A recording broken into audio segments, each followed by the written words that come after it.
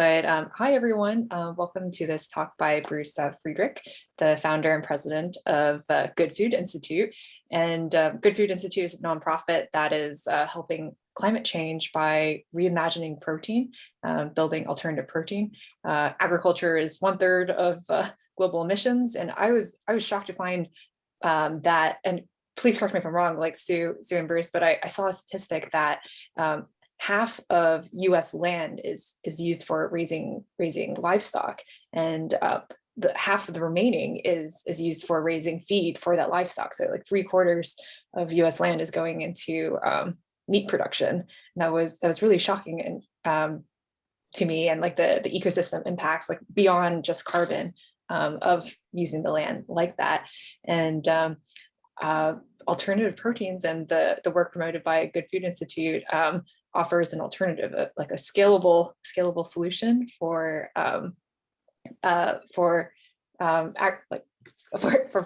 farming alternative protein. And yeah, that's really exciting to me as a, I guess, former engineer.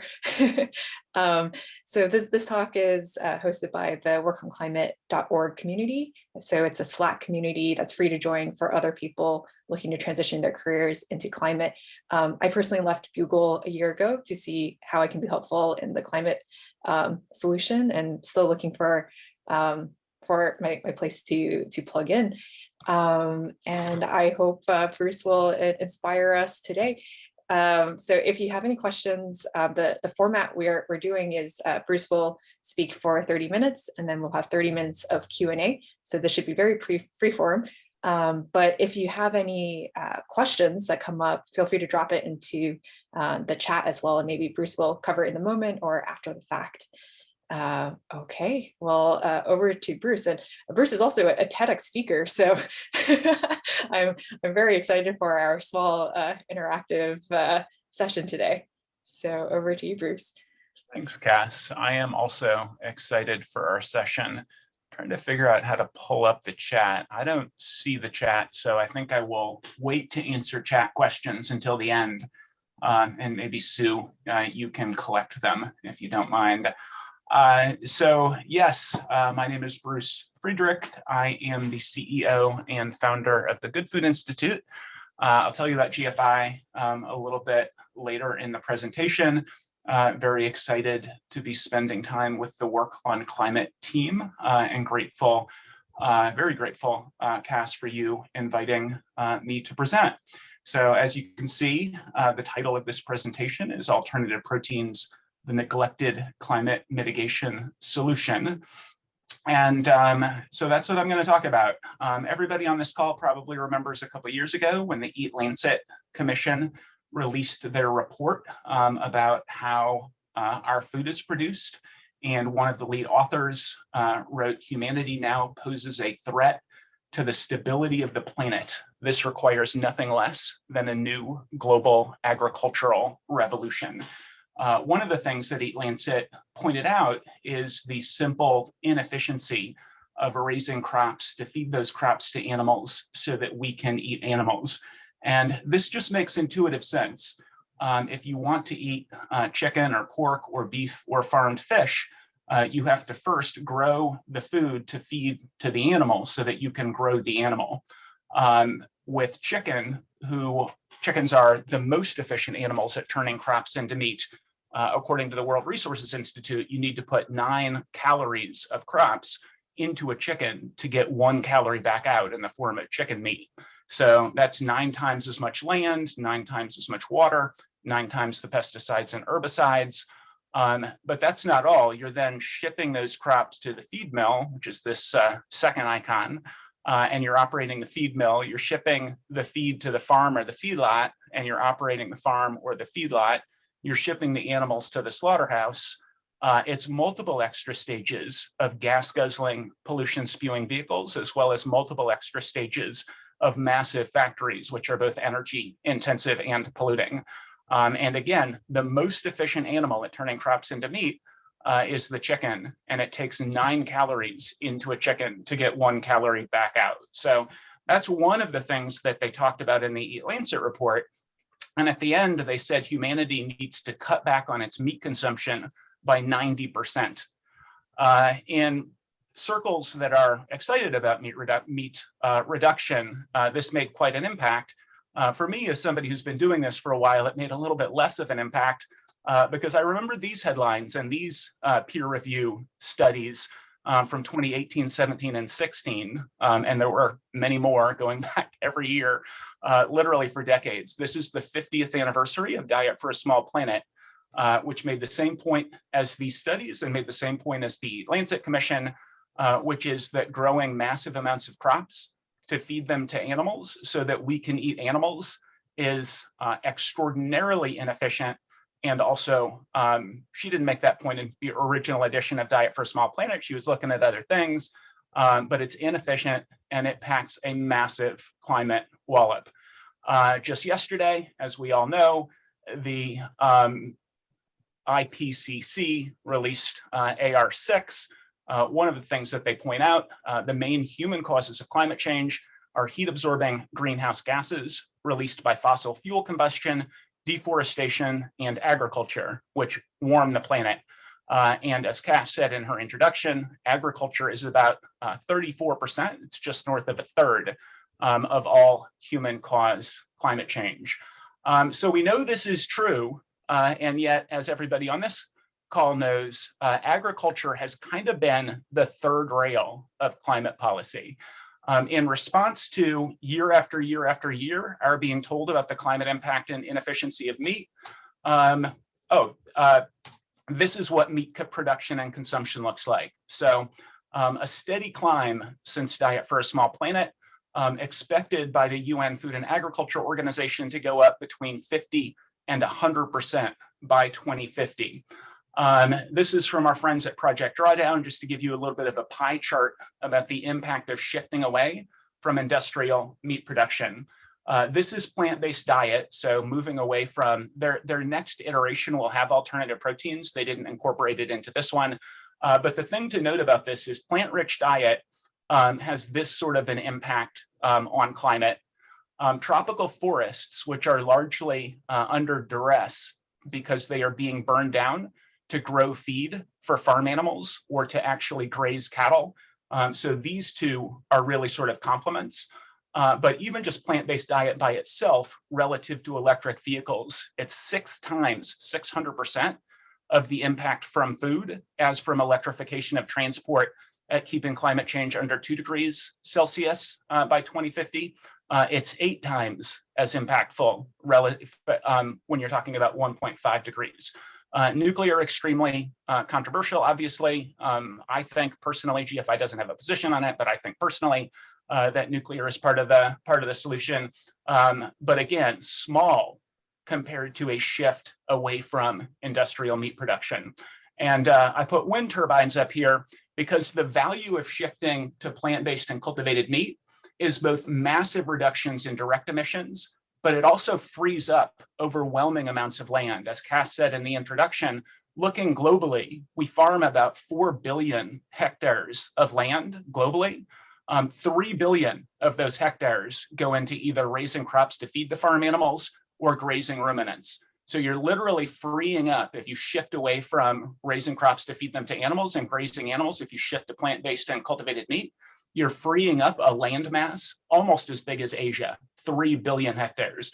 And what that means is a huge decrease in the pressure on forests, as well as a freeing up of land for things like conservation, agriculture, afforestation, tropical, lots of these things that build on land suddenly become possible when you're not using all of the land to graze ruminants or to grow animal feed. So too onshore wind. Obviously, as everybody on this call knows, wind and solar require a lot of land. If you're not using that land for farm animals, you can use that land for complementary climate strategies. So this is what meat production looks like. FAO is saying 50 to 100% more meat by 2050. And what's the solution? The reason land and ag have been sort of the third rail of climate policy to date is that most people, when they talk about these problems, the solution that they suggest is people should eat less meat. And that is, in fact, what Chatham House said in a report that they released a few years ago. It was called something like the Neglected Climate Solution, and it was focused on animal agriculture. And their solution was that governments should tell their citizens to eat less meat. And I would just say governments, the climate community, the animal protection community, the global health community, for 50 years has been essentially begging the public to eat less meat. And this has been the response. Meat production and consumption just goes up and up and up. Even in the United States, 2019, up until 2019, was the highest per capita meat consumption in US history. Oftentimes I'll say that and I don't stress the per capita, and people will think it's just because population is going up. No, even in the United States, which has the most awareness about the external costs of meat production, 2019 was the highest per capita meat consumption in recorded history until 2020, which went even over 2019's per capita meat consumption, and also per capita meat consumption, and also production. So what's going on? We are a nation that cares about the environment. We care about animal protection. We recognize that we need to do something about climate change. And I think what's going on is what Daniel Kahneman, the Nobel laureate in economics, writes about in Thinking Fast and Slow. Food is systems one thinking. So in Thinking Fast and Slow, Daniel Kahneman talks about systems one thinking and systems two thinking. Systems one thinking is instinctual. Systems two thinking requires rational thought. Systems one is eating. Systems two is ethics. And there's something about eating that just fits into instinct.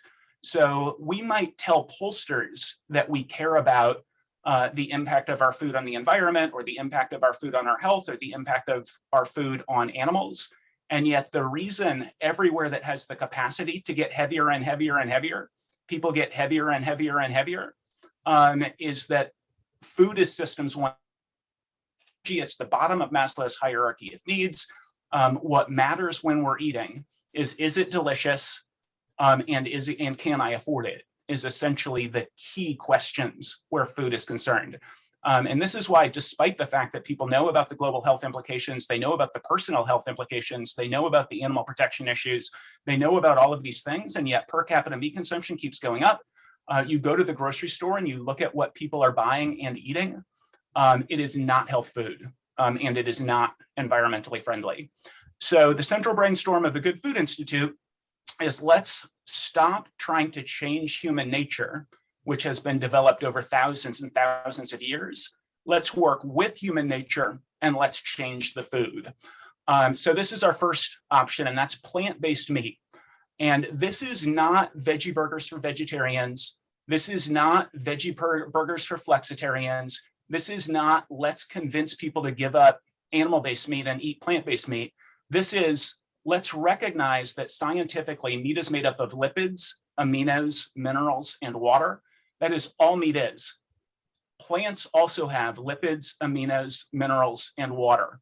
Let's hire meat scientists and tissue engineers and plant biologists and chemical engineers. Let's hire the people we need, and let's figure out how to take plants and turn them into something that for meat eaters are indistinguishable or better. We need to get to indistinguishable first, then we can get to better. And because the process is so much more efficient, as this scales up, we should be able to make products that literally taste the same or better, and that cost the same or less, and hey, don't have all the external costs, which I'll get to in just a second. For people who absolutely have to eat animal meat, we can cultivate that meat in cultivators from cells without all the inefficiencies and the external costs of raising live animals. So instead of feeding animals and their cells multiply and grow and eventually we slaughter them, we can simply put the cells into cultivators, bathe them in nutrients, the cells multiply and grow. Again, chicken is the quickest animal at going from birth to slaughter weight. It takes 6 to 7 weeks to get a chicken from birth to slaughter weight.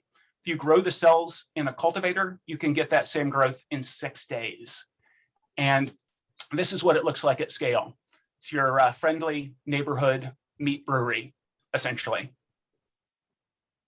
A lot more pleasant to look at than what's happening in modern farms and in modern slaughterhouses. Bill Gates is a fan.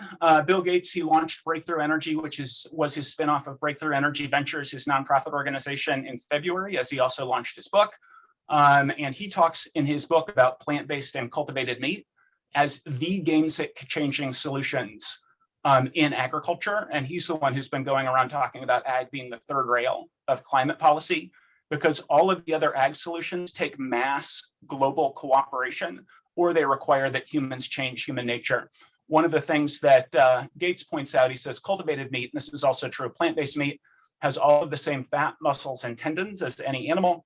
All this can be done with little or no greenhouse gas emissions, aside from the electricity you need to power the facilities where the process is done. So obviously plant-based meat don't have the exact same fat, muscle, and tendons, but you can biomimic the experience. But with both plant-based meat and cultivated meat, this is the meat version of electrify everything. So the sort of battle cry of the climate community, electrify everything. This is the meat version of that. So this is obviously from yesterday, the IPCC report. This is a Reuters story to save the planet, focus on cutting methane, UN climate report. I was disappointed to see that they didn't talk about nitrous oxide, but I will just flag that the largest source of methane, which is about 30 times as potent as a greenhouse gas relative to carbon dioxide, the largest source of that is ruminant digestion. And then nitrous oxide is also obviously a greenhouse gas. It's 300 times as potent as carbon dioxide. And the largest source of that also is animal production. A big source of it is manure decomposition. With plant-based and cultivated meat, you take your food's contribution to methane and nitrous oxide from very, very significant to very, very insignificant. You literally eliminate ruminant digestion, and you eliminate the manure decomposition from the live animals, in addition to, as I was saying earlier, fewer stages of production, so significantly less CO2 into the atmosphere. Impossible and Beyond are the sort of two forerunners of the plant-based meat endeavor. The UN Environment Program gave them the Champions of the Earth award a couple of years ago because of their forethinking in terms of both the direct emissions and the indirect emissions. So the great thing about plant-based and cultivated meat, it eliminates the direct emissions. It also frees up massive amounts of land that can be repurposed for other climate mitigation solutions. This is the environmental impact of the Impossible Burger and the Beyond Burger, the two sort of forerunners in plant-based meat. They use 96% less land, the Impossible Burger, 93% less land, the Beyond Burger, 90% less greenhouse gas emissions. And the thing about this, and the thing about the efficiency of these products, is that right now, when these LCAs were done, they were tiny as a fraction of the meat industry. As they get economies of scale, those greenhouse gas emission numbers will get even better as they incorporate greater efficiencies. The same thing is true of cultivated meat. This is a life cycle analysis done by CE Delft, which you can find on the GFI website. But climate change, beef is 92% less, chicken is 17% less. This is talking about direct emissions. Beef is 95% less land. Chicken is still 3.5 times less land, frees up massive amounts of land if you're not having to grow all of those crops to feed those crops to farm animals. This is a feed conversion ratio chart. Cultivated meat, beef, pork, chicken. Chicken is still, cultivated chicken is still 3.5 times as efficient, cultivated chicken, relative to animal-based chicken. So you're talking about far fewer direct emissions, as well as massive amounts of land freed up, which is obviously better for biodiversity, but it can also be repurposed into everything from rewilding to regenerative ranching. GFI worked with the folks at Climate Advisors in a project funded by Climate Works Foundation and the Climate and Land Use Alliance. You can find the policy report that we put together at gfi.org/climate. This is the homepage that will pop up if you punch in gfi.org/climate. But everything I've just said is here with citations and a lot more color than I'm able to give it in 30 minutes. Two other massive ancillary benefits to shifting away from the use of live animals. The first one is antibiotic resistance. The UK government released a report about 4 years ago. They said the threat to the human race from antibiotic resistance is greater than the threat from is more certain than the threat from climate change. By 2050, on our current trajectory, we're looking at 10 million people dying every single year. This is also cited in gfi.org/climate. This report also includes this information with a citation. We're talking about 10 million people per year dying from antibiotic resistance by the year 2050 on our current trajectory. Right now, about 70% of all antibiotics produced globally are fed to farm animals. This is an example of where you'll talk about this in Europe, and people in Europe will say, we're solving this problem in Europe. But they don't realize that solving it in Europe is not that big a deal. Europe is not where most of the antibiotics are being used. You solve it in Europe, and that doesn't solve it in China or Brazil or the United States, places where it's nowhere near being solved.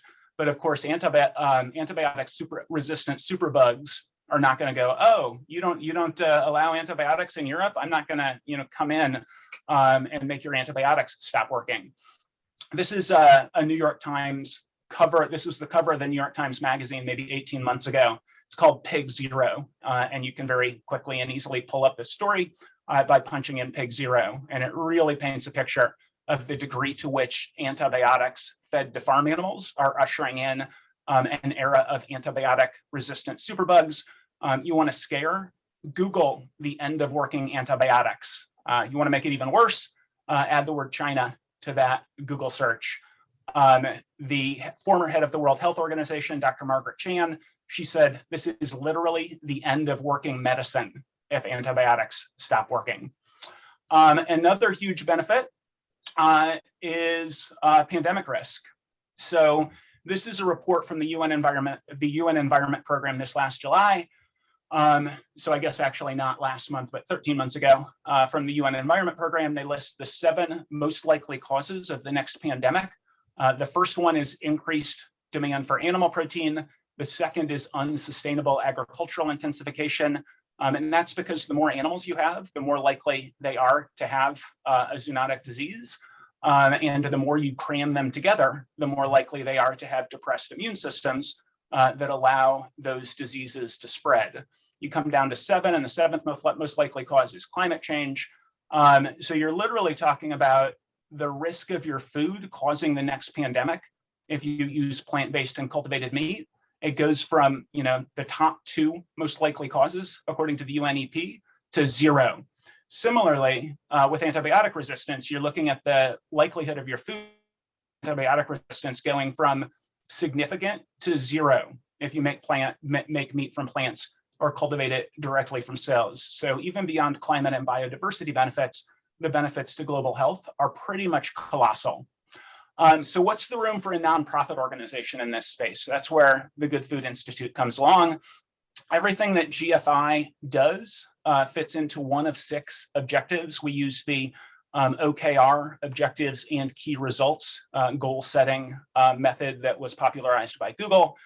So we have 6 objectives. The first 3 are our programmatic objectives. Objective 1 is foster a strong open access alternative protein research and ecosystem.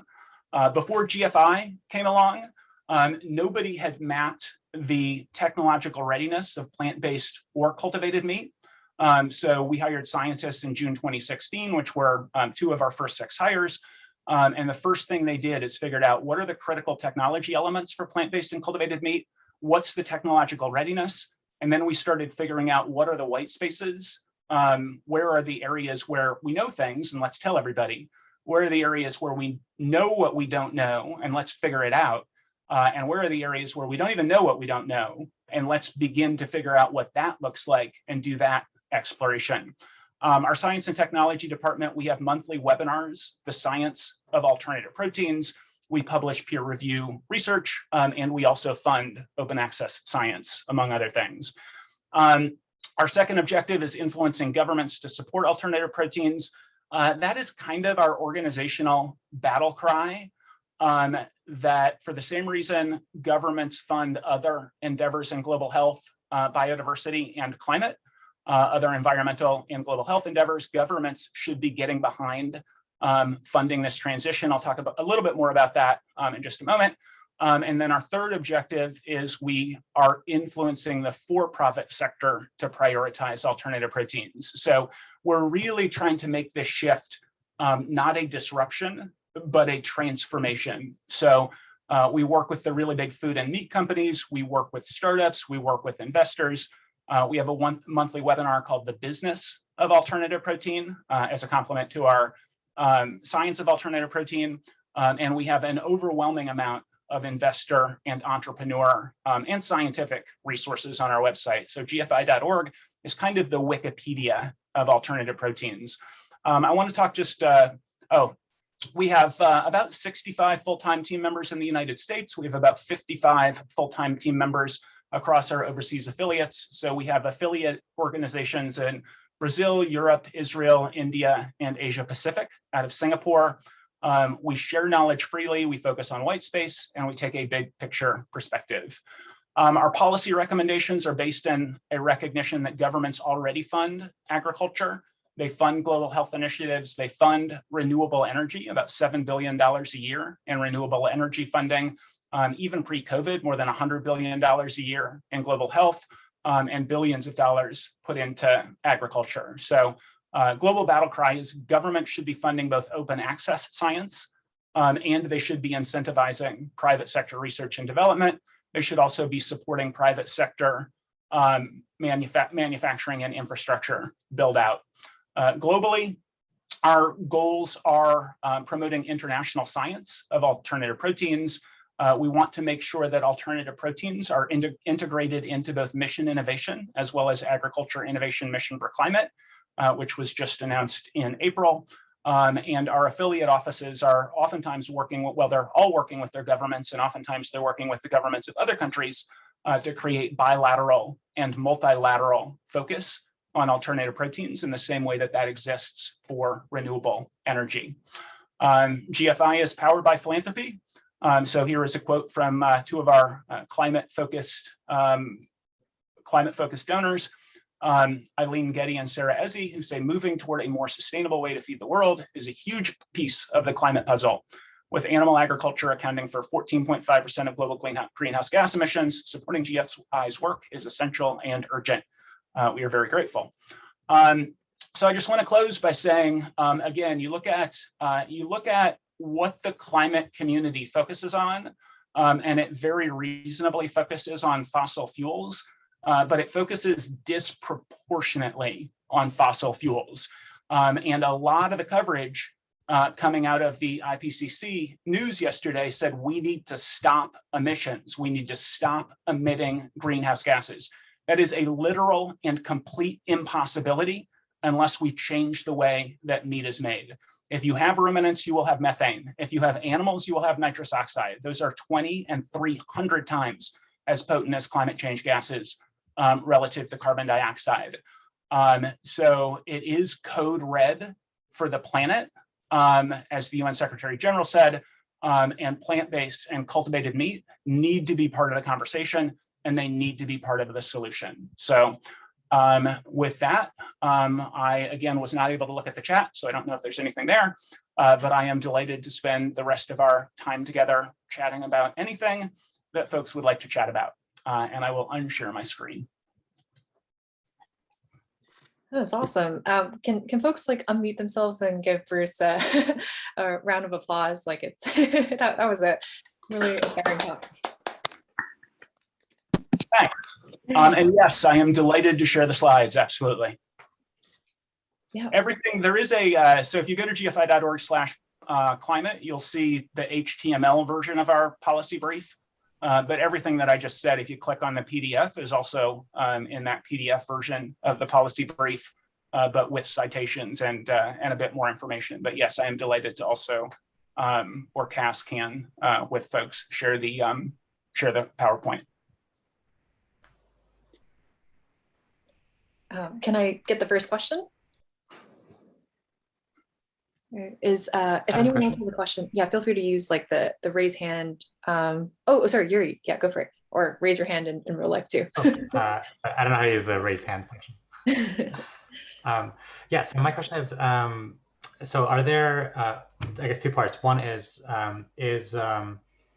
alternatives to dairy, is that in your purview of protein alternatives? And how, I guess from the outsider's perspective, it doesn't look like that effort is going very smoothly. Like it looks like most people prefer the original dairy. Are there other like examples of industries where this sort of transition has succeeded? Yeah, I mean, I think I would analogize it to renewable energy and electrification of transport. We do need to eliminate the green premium. That needs to be the focus. So you look at something like electric vehicles, and Tesla was founded in 2003 and got some government assistance that allowed it not to go belly up in 2009, I think. I think Elon Musk said government support was critically essential at least twice to Tesla's success. So the goal of electric vehicles and the goal of renewable energy is to eliminate the green premium so they simply become what consumers want to drive and how we power our lives. This is the same thing. So as long as a product does not taste as good, or as long as you have to pay a premium for the product, or in the case maybe of something like an alternative milk that doesn't have the same level of protein or something like that, it doesn't give consumers what they want nutritionally, it is going to take longer. So you really, I mean, it does require that the producers think a little bit differently. You can have a whole bunch of very successful veggie burger companies that are catering to vegetarians and flexitarians. That's been going on for decades. And then you have somebody like Ethan Brown or Pat Brown, not related, and they come along and they say, our market is not the few $billion that could exist as a veggie burger market with exclusively vegetarians and flexitarians. Our market is the global multi-trillion-dollar market of everybody who wants to eat meat. But you do need to make sure that the products taste the same or better and cost the same or less. And that's going to be true on the dairy side as well. I will say, 20, 25 years ago, plant-based milk was basically 0% of the milk market. Now it's 14% of the milk market. And I think we can see that same trajectory happen with plant-based meat and cultivated meat.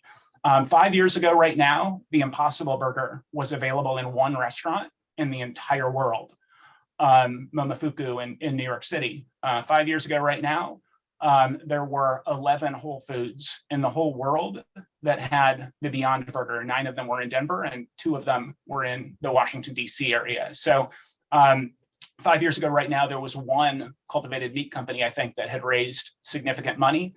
I think 8 in the whole world and in world history had announced themselves. That the total raise was less than $5 million for cultivated meat. So we've made a lot of progress in 5 years, but we definitely have a ways to go, which is why governments need to get behind these technologies. Thank you. That's inspiring.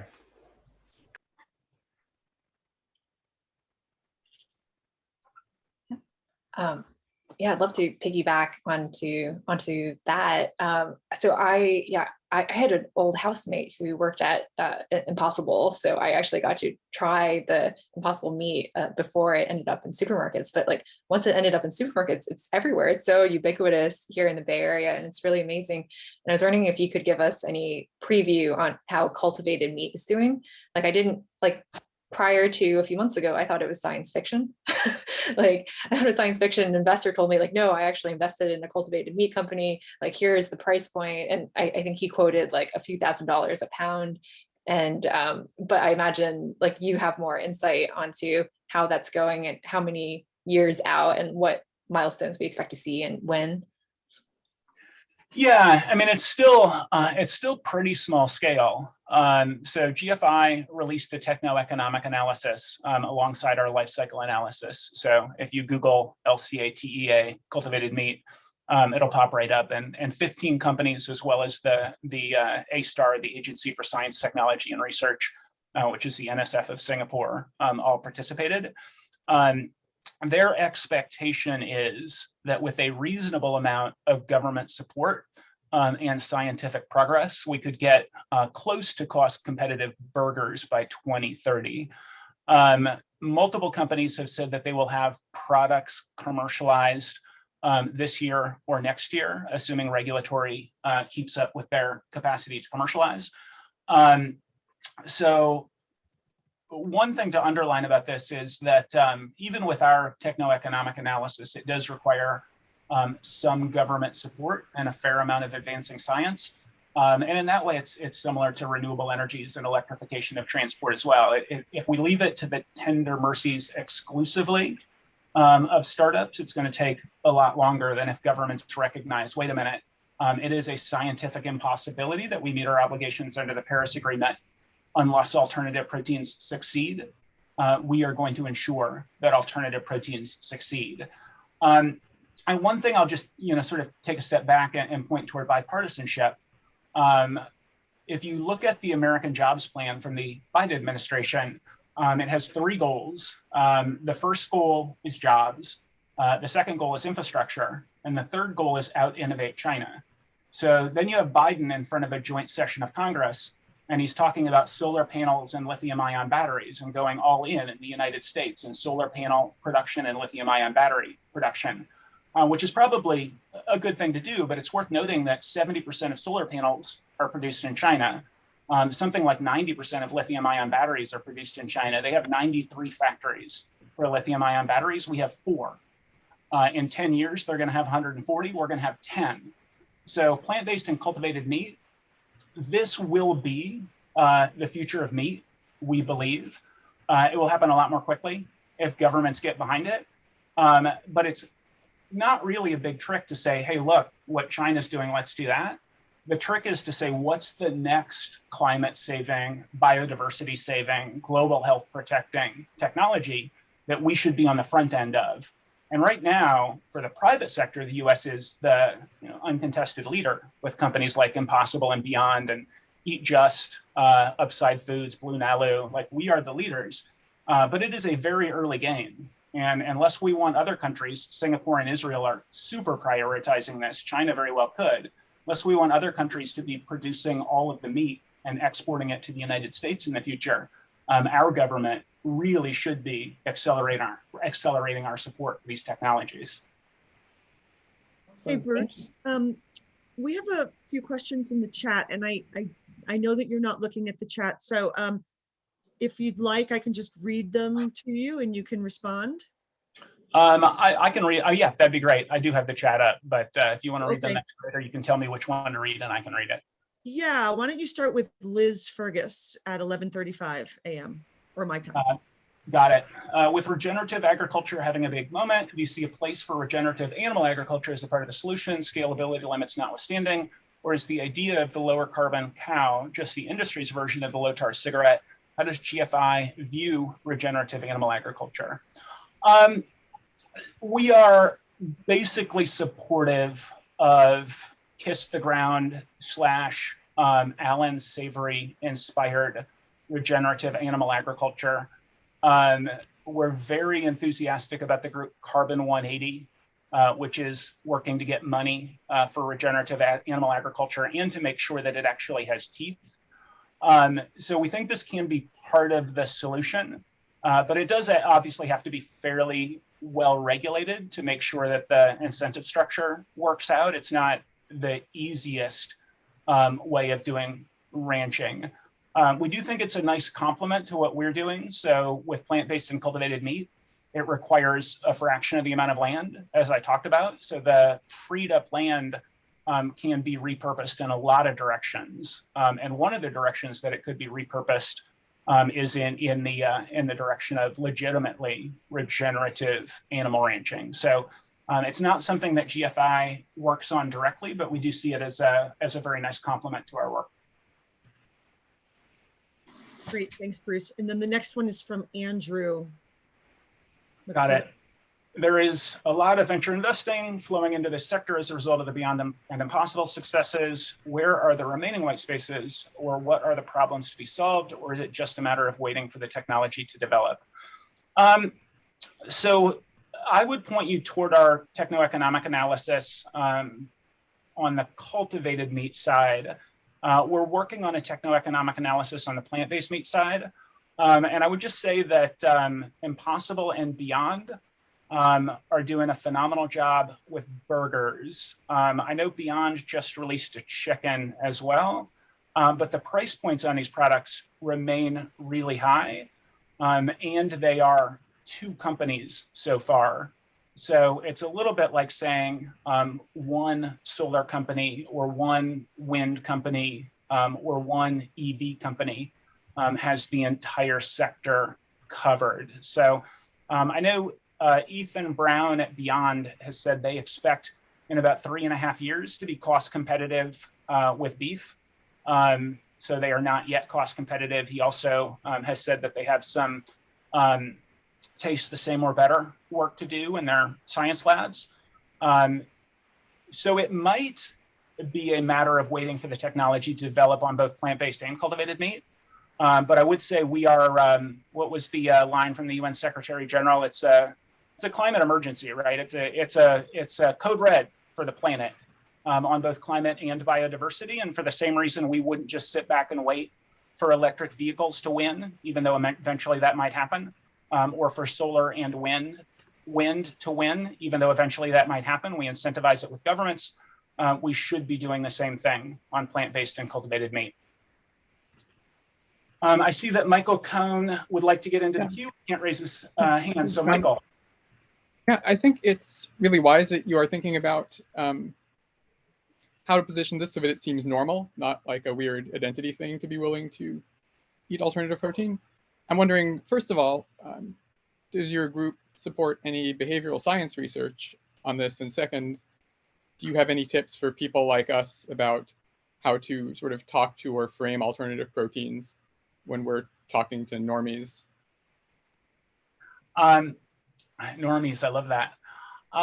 We have not funded behavioral research. The Better Buying Lab out of the World Resources Institute has done just has done a whole bunch of phenomenally interesting science. And the stuff that I keep thinking about, some of the more interesting pieces, I think this was the Better Buying Lab, but there was an interesting study at Stanford University. And this goes to people tell pollsters something that is radically different from what they do in their actual lives. So if you Google Stanford green bean study, you will find that green beans, when labeled as healthy or labeled, I think it was heart healthy, low calorie, I don't know if there was an environmental aspect, but when they were labeled with delicious nomenclature, they sold far more than they were when they were labeled with health nomenclature. And I'll bet 0% of people polled and asked, would you eat these green beans on the basis of these labels, would have actually predicted what their behavior was. There's something similar having to do with like ethically produced blue jeans. So if you Google, do these jeans, yeah, I can't remember, but anyway, if you Google blue jeans and ethics, blue jeans that people were told didn't involve slave labor, people thought were less attractive and wanted less. So you tell them that they are ethically produced, and the consumer response is there must be something wrong with them. And there is just example after example after example of that, and all of it points to the Daniel Kahneman observation that food, and apparently also clothing, but food for sure is physiology. It's the bottom of the pyramid.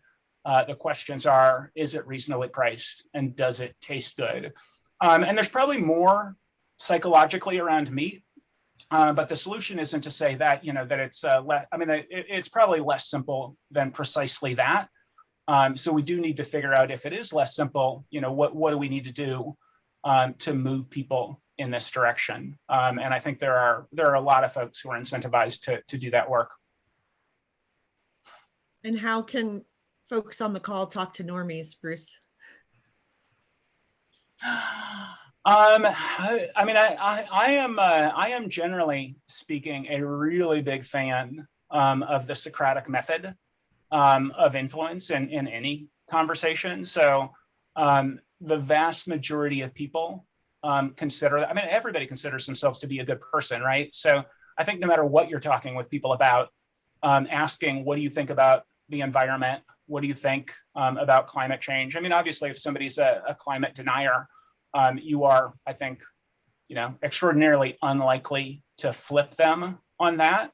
And it's probably worth talking about something else.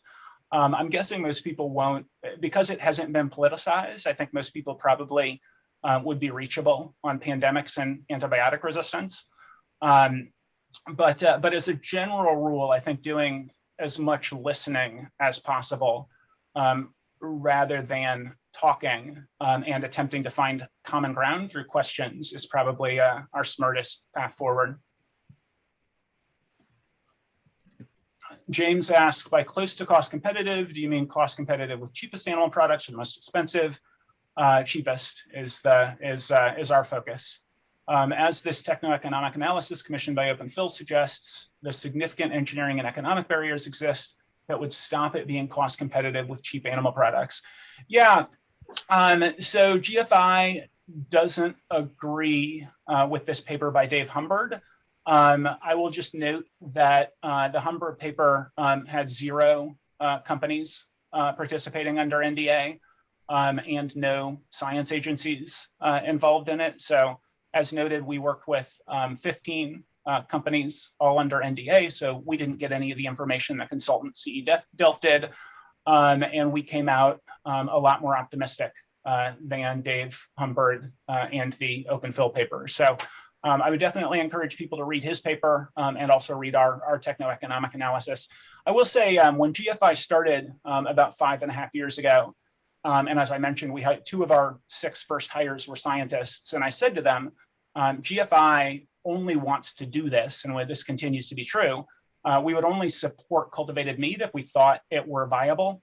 And the more our science team dives in, the more optimistic they become about its viability. So we just end up in a different place. So I'm gonna move over to David, who has his hand up. Hi, thank you so much, Bruce, Susan, and Cass, for putting on this really informative and interesting event. I just had a quick question about the health benefits. I know that you covered this a little bit, Bruce, in your answer to Michael, but when it comes to cultured meats compared to conventional meats, are there any health benefits? And maybe a second part of the question is, do you feel that there could be any room for the healthcare system or maybe insurance to have some kind of role in promoting alternative meat, alternative proteins? I mean, I think the healthcare system has put its toe in the water of promoting plant-based eating writ large. And it hasn't felt like that really got too far off the ground.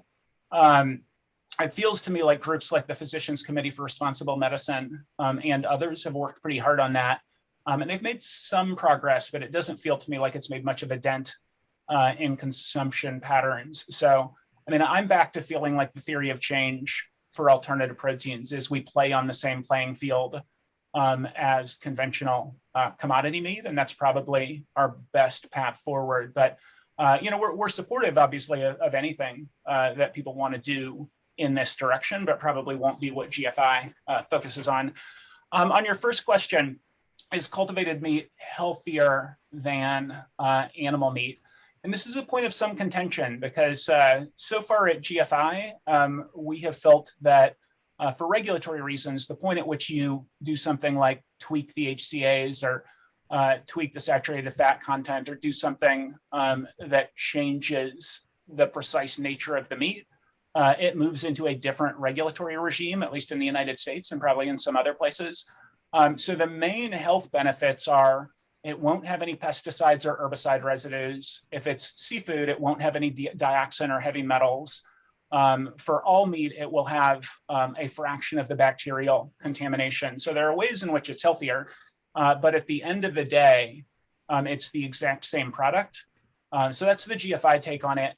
we could certainly get to a place where we are figuring out what the carcinogens are in meat and dialing those down, or figuring out what the heart disease causes are in meat and dialing those down. And the sort of two grandfathers / godfathers of cultivated meat are Uma Valetti, who founded Upside Foods, and Mark Post, who founded Mosa Meat. And in both cases, those guys are medical doctors. So Uma is a cardiologist, and Mark taught medicine at both Harvard and Dartmouth medical schools. And now he teaches both medicine and tissue engineering at Maastricht University in the Netherlands. And they are very enthusiastic about getting past it's the exact same thing and making it healthier. But that I would guess that's going to be a little further down the line. From standard behavioral science, there's a dynamic norms marketing. So say stuff like, this is a new trend that's starting to grow.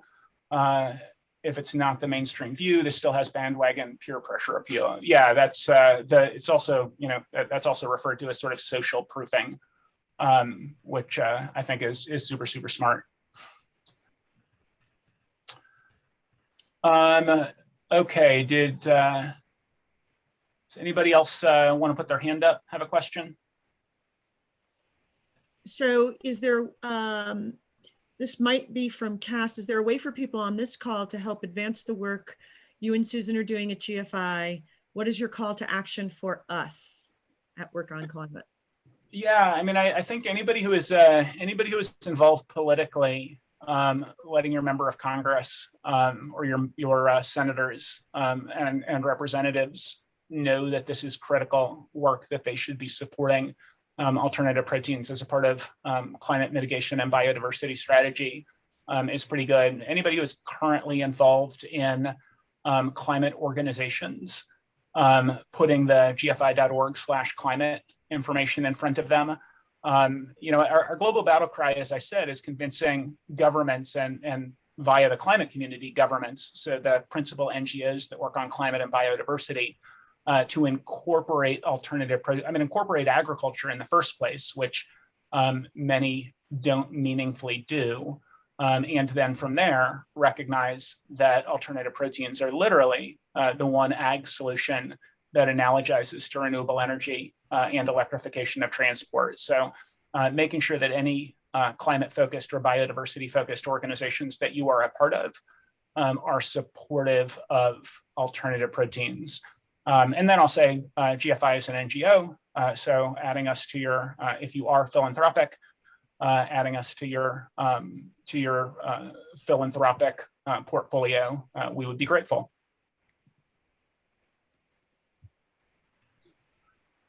Are there any bills currently in progress that we can mention when calling our reps and senators?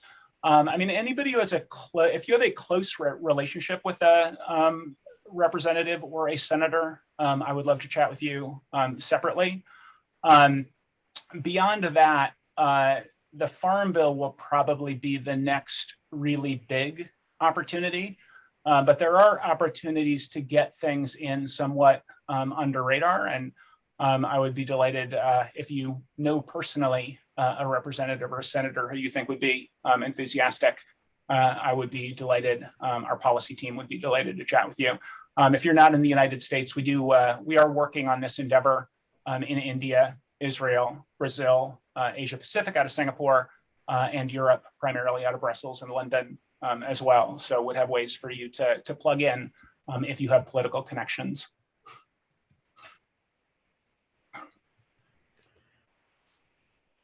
Any particular areas of study that could help clarify these technical scientific white spaces that you mentioned?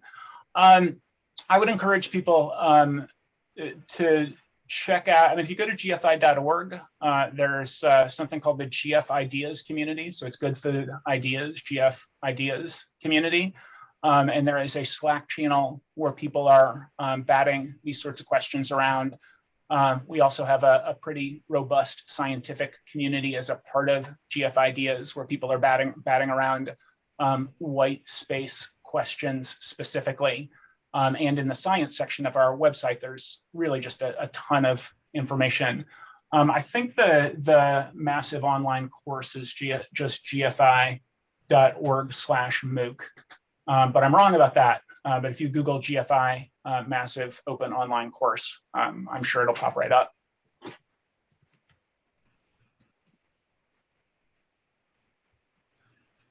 Yes, and the Good Food Conference will also be diving into these questions.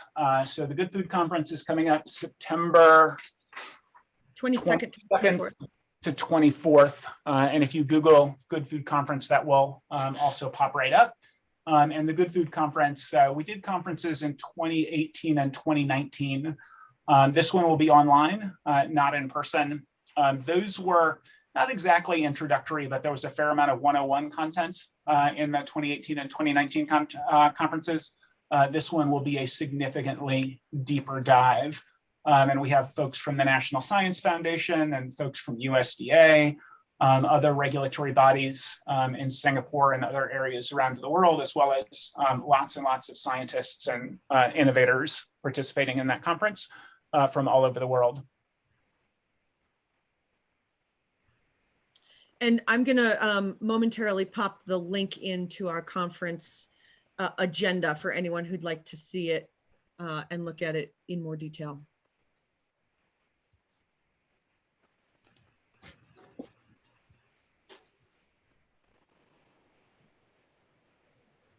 Thanks for your kind words, Joseph.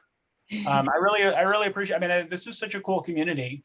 Folks volunteering to do climate work. That's really quite spectacularly awesome. So thank you all very much for using your volunteer time in this way, and thank you for taking an hour out of your days to have this conversation. I'm really grateful. And I'll just echo Bruce's comments, but also close by saying if anyone would like to be in touch with anyone at GFI, please be in touch with me and I can put you in touch with the right people within our organization. Bruce is obviously a very busy guy, but we can also connect you with Bruce if that's appropriate. So Susan B, as in boy, at gfi.org would be the best way to reach me. Yeah, and thank you so much, Bruce and Susan, for making this happen. This was a super invigorating talk this morning, and I'm really inspired to. It's amazing how much you've done, and yeah, and I know that you are potentially working on fleshing out some volunteer projects, and may be able to take professional volunteers in some capacity at a later date. And I think a lot of people would be interested in that, and we would love to point them to this recording. And yeah, I just want to, like, anyone, if you're inspired, think about how you can use what Bruce has said today in your own climate journeys, and also support GFI as a donor if you are giving. And yeah, thank you so much, Bruce and Susan. This is this is beyond what I expected. And yeah, this really is the power of a TEDx speaker up close, I guess. That's very kind of you. That's super kind of you, Cass, and thank you for pulling this community together. It's really exciting. And yeah, folks, a bunch of people at GFI are very enthusiastic about putting your team to work.